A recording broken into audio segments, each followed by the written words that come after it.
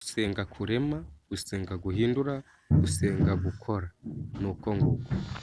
Reka nongere nkubwire nshuti muvandimwe, mwene data, uwasenze ntagasinzirezwa n'ibibazo, uwasenze ntaganyishwa n'ibibazo, uwasenze ahorana ibyishimo ndetse n'ibyiringiro, nubwo waba warasenze ntubone bikunze, si uko Kristo yacecetse, arahari kandi arakumva, yiteguye kukugirira neza.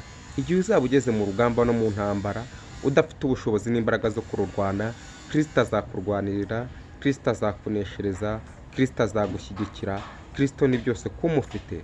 Mwizere umwiringire, ntago azagukoza isoni, ntago azatuma unanirwa, nta nubwo azatuma ucogora. Ni umwami mwiza, aruhura abarushye bose, atura imitwaro abari baremerewe. Mwegere nawe aguture iyo mitwaro yari ikuremereye, mwegere nawe azagufasha mu bikomeye ucamo. Kristo niwe kiraro kiduhuza n'Imana, maze nawe tuzabane dusingiza Imana, tuzambukane ya nyanja itukura dusanganiye Yesu Kristo aje kutujyana, mu izina rya Yesu.